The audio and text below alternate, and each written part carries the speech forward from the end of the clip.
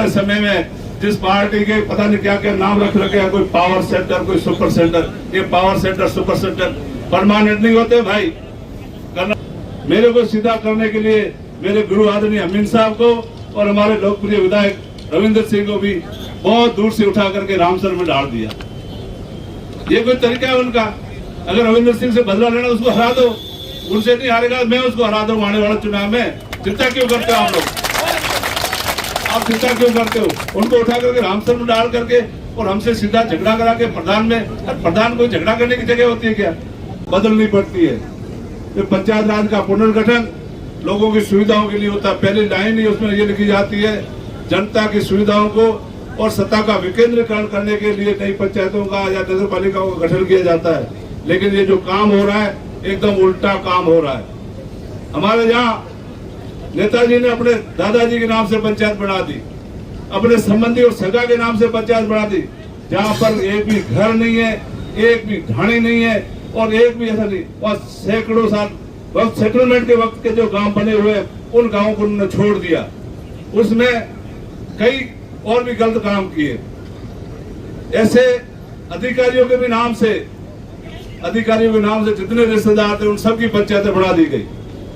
और उन पंचायतों को बढ़ाने के लिए हमारे बिजरार में एक सुकालिया गांव है जो बिजरार से सिर्फ जस्ट पास में है, सिर्फ आधा किलोमीटर दूर है। उनकी मस्जिद वही है, उनके कब्रिस्तान वही है, उनका मरना उठना पीटना वही है। उनको पहले बिजरार आना पड़ेगा, फिर धारासर जाना पड़ेगा और फिर जाके भीमाराम सुथार की ढाणे जाना पड़ता है।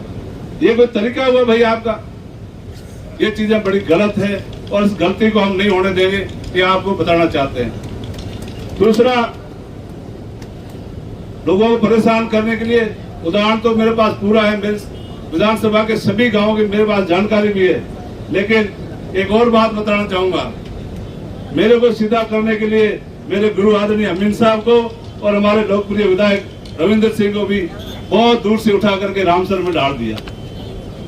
ये कोई तरीका है उनका? अगर रविंद्र सिंह से बदला लेना उसको हरा दो, उनसे नहीं हारेगा मैं उसको हरा दूं आने वाले चुनाव में। चिंता क्यों करते हो आप लोग?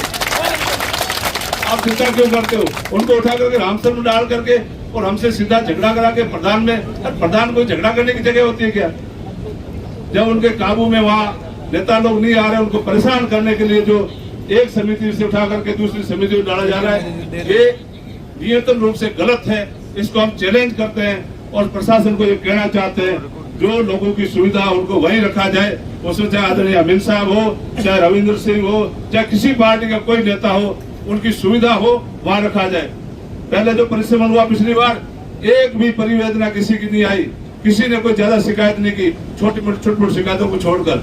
इस बार आप देख रहे होंगे, मैं पत्रकार बंधुओं को बताना चाहूंगा, कलेक्ट्रेट में हमेशा हजारों की संख्या में लोग आते हैं और प्रशासन ने भी पता नहीं क्यों इतना क्या दबाव इनके ऊपर आंखें मूंद ली है। पहले का 2500, फिर का 2000, फिर का 10% छूट, फिर का 20% छूट, अब 1200 पे आप पंचायत बना रहे। हाँ, विशेष परिस्थिति में आप बढ़ा सकते हो, ऐसी कोई परिस्थिति नहीं। बिना परिस्थिति के, बिना कोई जरूरत के आप नई पंचायतें बनाने के लिए लोगों को परेशान कर रहे हैं, जनता को परेशान कर रहे हैं। किसी नेता को परेशान करें उससे कोई फर्क नहीं पड़ता, जनता को परेशान करना गलत है।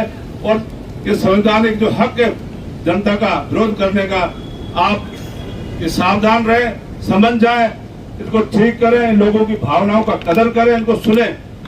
अगर इनको नहीं सुनेंगे तो बहुत बड़ा आंदोलन होगा और आने वाले समय में जिस पार्टी के पता नहीं क्या क्या नाम रख रखे हैं, कोई पावर सेंटर, कोई सुपर सेंटर, ये power centre super centre permanent नहीं होते भाई। कर्नल सोनाराम जी भी MP रहे, MLA रहे, कई पदों पे रहे, ये भी कहते थे, लेकिन आज अपने बीच में है, इतने सीनियर आदमी है, इनकी भी कोई शिकायत तो बताओ आप। इन्होंने भी की है ना, पहले परिसीमन किए होंगे, पुनर्गठन किए होंगे, कोई शिकायत नहीं आती थी, लोगों की सुनते थे। लेकिन आज कोई सुनने वाला ही नहीं है, ये बड़ा गलत है। मैं आप सब साथियों को बताना चाहूंगा, अभी थोड़ी देर बाद में अपन ज्ञापन देने चलेंगे।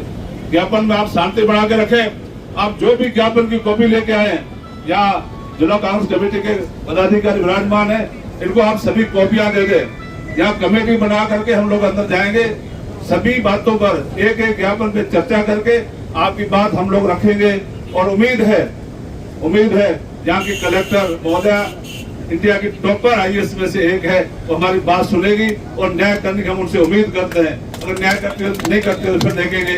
उन्हें आप इतनी भारी संख्या में पधारे, आप सबका बहुत बहुत धन्यवाद, शुक्रिया।